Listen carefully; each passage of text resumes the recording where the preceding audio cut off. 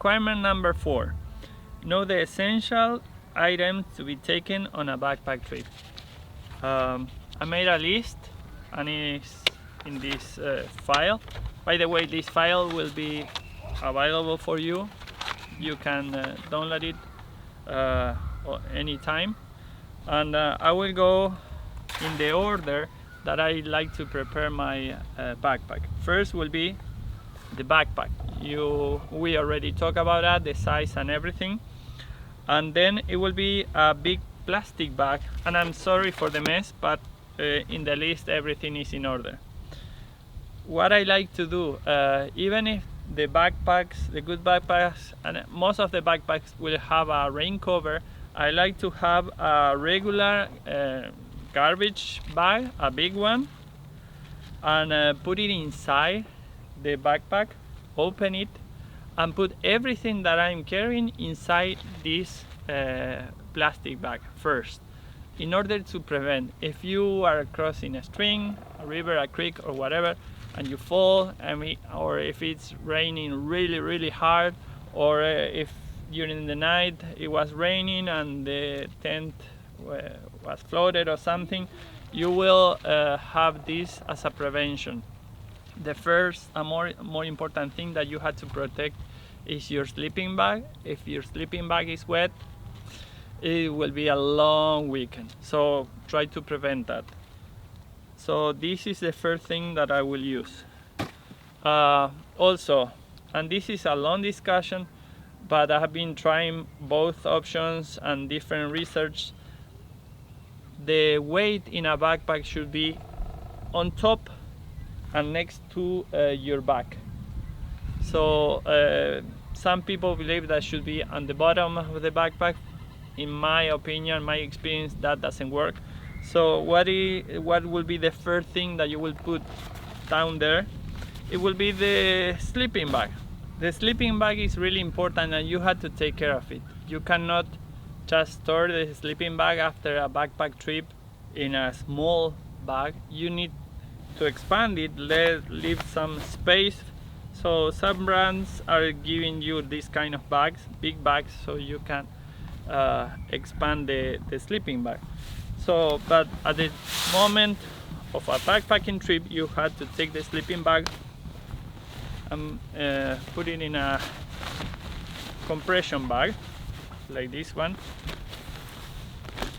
Please don't make a roll with your sleeping bag like some people like to do, because that will damage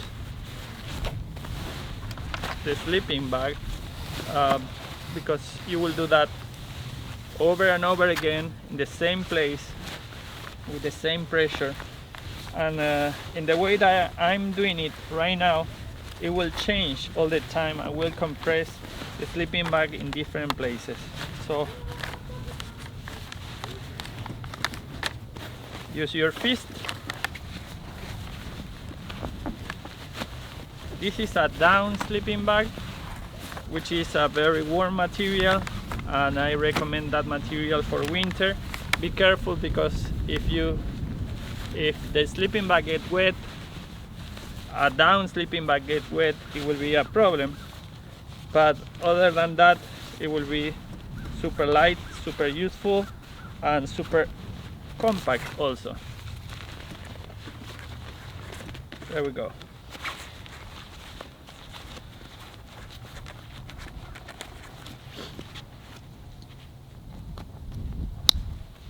There we go, almost there. And now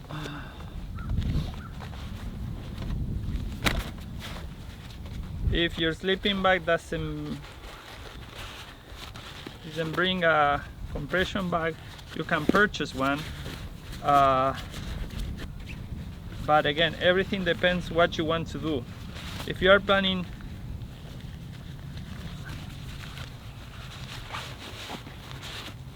a long backpack trip, you need a light sleeping bag, something that you can carry. And if you are planning a long backpack trip in summer, it will be one kind of sleeping bag, also called 3-season sleeping bags. Those will be fine, like a mommy sleeping bag that will cover your head, your shoulders, and if you are thinking something colder than that, like the mountain, things like that, you have to think in something warmer like this, 20 Fahrenheit. So, and you can keep pushing and make it smaller than that. That will be the first thing that you will put in your backpack. The second thing, this is a trick that I use. You know, everybody knows about layers when you dress. The first layer, the second layer, like a warm layer, and the third layer that will protect you from the wind and the rain. Well, the same thing you can apply for sleeping equipment. So this will be basically my third layer in a winter camp. My second layer will be a super cheap and easy to find fleece blanket. So you can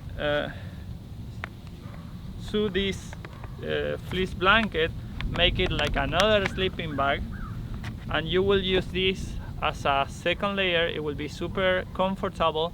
You will enter this sleeping bag first and then this one together, and the first layer will be your sleeping clothes. I will talk more about that, but not now. And that's why these two things are the first thing that will go in my backpack, and also because are the things that I want to protect the most, and the thing that I will use at the end. The last thing that I will use are these two, because that means that I'm done working for that day and I'm ready to go to sleep. So that's the third thing: the backpack, the big plastic bag inside the backpack, the sleeping bag, and the sleeping pad. Talking about sleeping pads, the most basic material that you can use as a sleeping bag pad will be cardboard. The cardboard is very good for insulation, even if it's not comfortable. Different options in the market for sleeping pads, commercial sleeping pads, will be, for example, the one that is made of foam, which is big, and that's a problem. You cannot compress it, and it will not be very comfortable. Then you have the some self-inflatable that are kind of comfortable, but those are very heavy. And finally, the one that the backpackers will use the most will be the inflatable sleeping bags pad. Inflatable sleeping pad. These are comfortable, are kind of warm, and are really small and light also. There are several brands. This one is Sea to Summit, and but you have to choose the one that you will use. You can use even improvise and use different kind of things as a sleeping pad, or you can use even an inflatable that you use in the swimming pool, those that are flat, and try to sleep. To sleep well is very important, so consider this when you choose your sleeping pad. When we talk about meals, usually backpackers will use something like this or like this. You have different options: classic marinara with pasta, 3-bean chili, macaroni and cheese. The reality is that sometimes you will eat this and you will be fine, but sometimes it is hard to cook this kind of stuff with boiling water inside. So you might consider the option to prepare your own meals at home or right before start the backpacking trip. For example, you can prepare some sandwich, of course, trail mix, fruit, and different stuff that you like. Please try to avoid to try something new, brand new, that you never tried before, because you don't want surprises in the middle of the trail. So please, again, you can explore, and it's an expedition, but not an expedition, a culinary expedition. It is an expedition to enjoy nature, and if you eat safe, if you eat something that you already know, that you are comfortable with, you will be fine. And what else? Water. This is really important. You need water for the trail. This is a 3 liters, 100 ounces water reservoir. This is really good because you can open here and fill it, and it's connected. Usually this kind of reservoir will leak here at the bottom, so this brand make it in such a way that you don't need to move or touch anything down there. You just connect up here and you will be fine.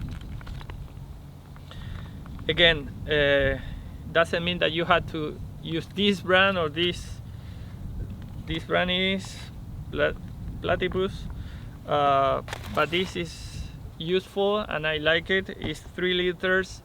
I will recommend to use a 2 liters. That will be enough for you, and that will be fine. Also, regarding water, you had to always bring with you filter, a personal filter. It takes time, so if you are 10 people, a group of 10 people, 20 people, one will not be enough. You should bring, you know, one every 2 or 3 people, and you can bring a bottle and use this with the bottle to filter water, or you can use the little bag that is coming with the filter.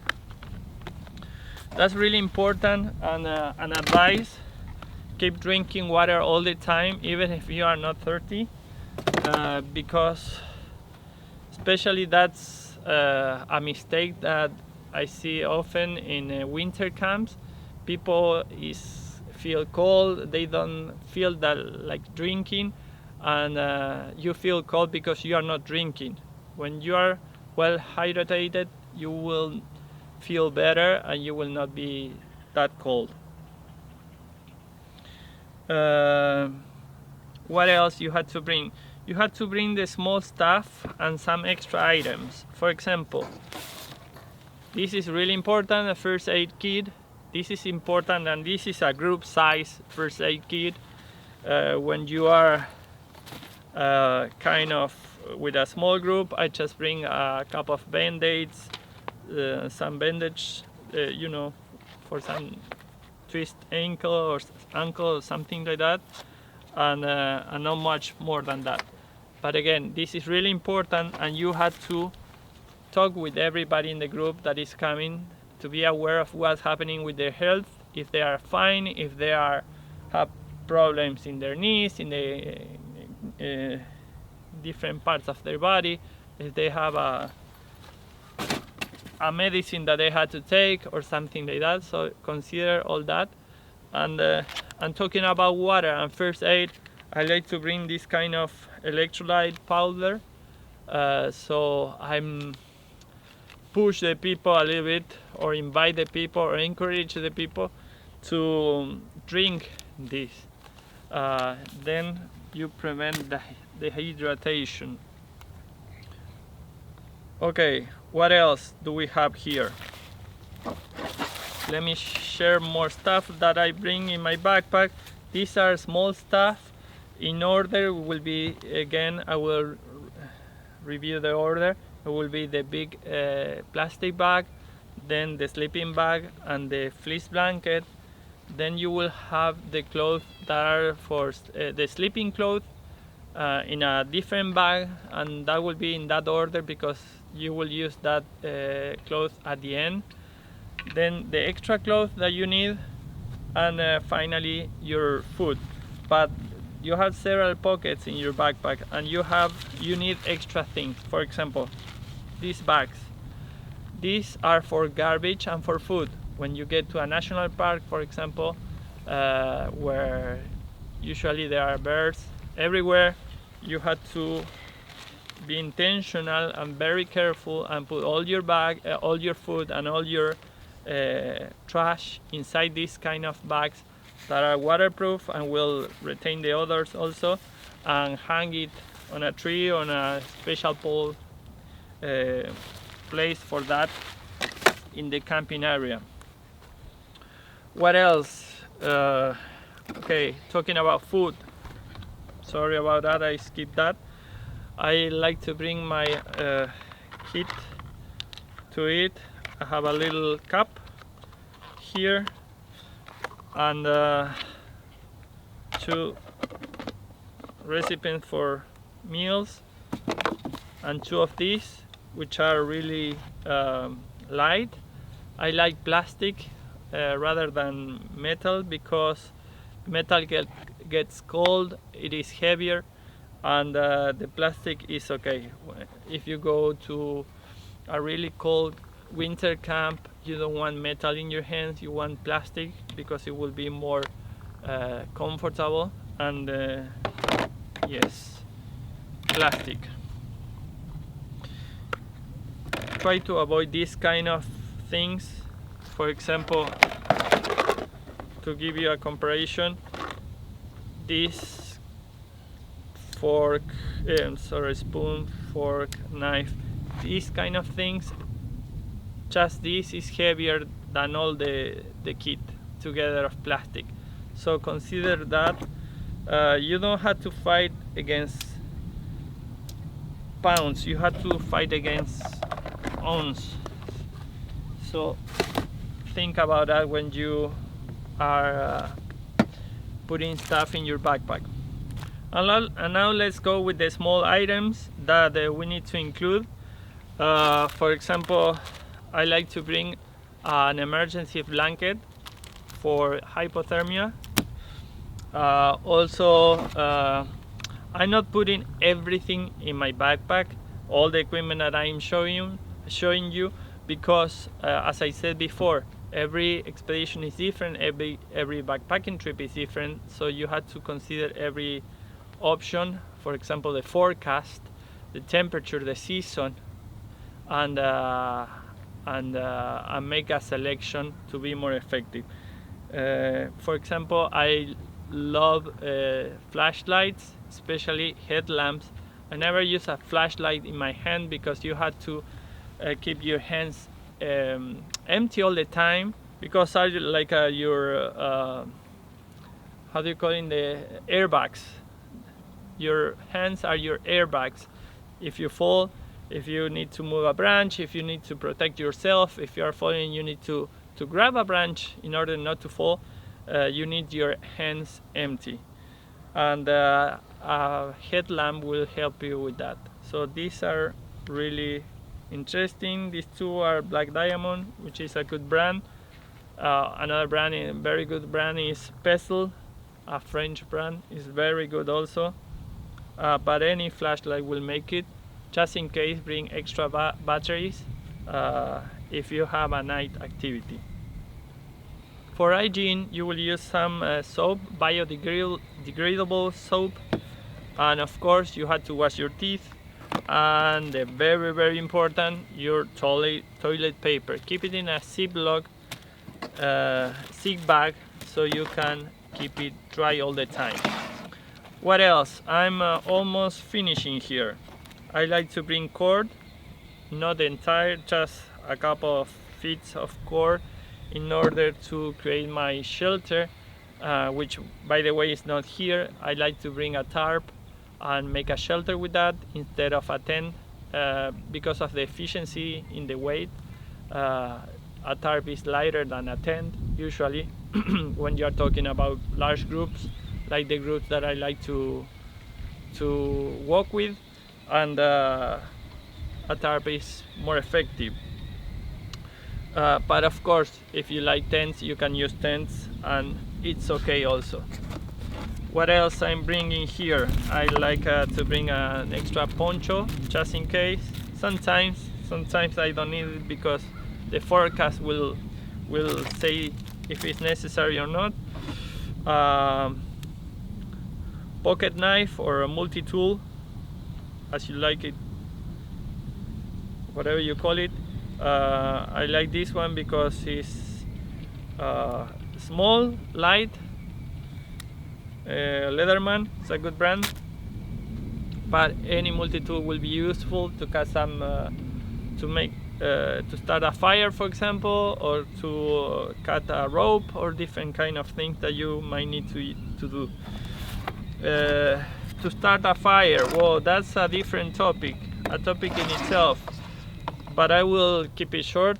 There are different ways to start a fire. The more traditional way, the more show way, and the more dramatic or emergency way. If you want to make a show, because a lot of people is watching you, perhaps you might consider to use a flint or a steel match. Again, please plan ahead and practice before, then it will be a nice show and not a bad memory. Another way to start a fire, and this is easier, is with a magnifier. Okay, this is a magnifier, a very tiny, it is like a credit card size, and you can keep it everywhere and it will have the job done. Make sure that you know how to start a fire with a magnifier. Remember to have a little stick, super dry, and cover it with different kind of grass or something really thin and dry, and it will work. And if you are desperate and there is no more options to start a fire, you can always use the classic lighter. The traditional way, which is the way that I use when I have to start a fire, are the matches. Okay, I know new generation, they don't know what a match is, but I like to keep using the traditional way when I need to start a fire. I'm sorry. This is a nice tool also to cut branches, if necessary, dry branches that are already dead, you know, for a fire or something. This is a backup that I have. Again, you might think, okay, but I'm listening this video and watching this video from a super warm place, or perhaps in a rainforest. In a rainforest, you will use a machete probably as a defense and to open a trail, and it will be fine also. This is more a backup. And by the way, it's not easy to get into a flight with a machete, so that's why this is much fly friendly. What else I had to show you? Well, let's keep this. I will go directly to the whistle. This is for me is really important. It's not for drill and marching, but for emergency.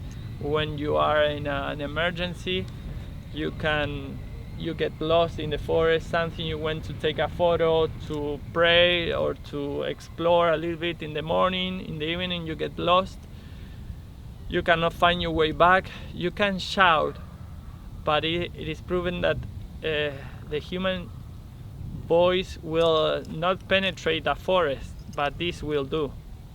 So this is much more efficient, and remember, 3 short, 3 long, 3 short is the international SOS help signal. So ta ta ta ta ta ta ta ta ta, very important. Plan activities. In Master Guide Outdoors, we like to have different kind of activities, spiritual activities, activities of learning, different kind of techniques that we are teaching also, and that's very useful. We have them in these cards. A few more items in the list before we finish. One is the cell phone, of course. The cell phone, not because you will have service in the middle of the mountains, but because you want to have some photos, and this is lighter than a regular camera, and also because you can use, if you are the leader of an expedition, you can use the GPS with an application. For example, the one that I like is View Ranger, where you can set the entire track, the entire road ahead of time, and download the map, so you can follow the GPS in the expedition. Of course, if you go to a national park, you will have the trails well marked and everything, but you might need to know how long it will take for a group according to the speed that they are going to finish. If they will do it before or after sunset, for example, or then you can plan ahead and know when to stop for lunch, for example. Cooking stove and cooking pot. This is my stove. It's a MSR stove. It's a really tiny Rocket 2 stove. It's really good, and it's tricky to extend, but that's it.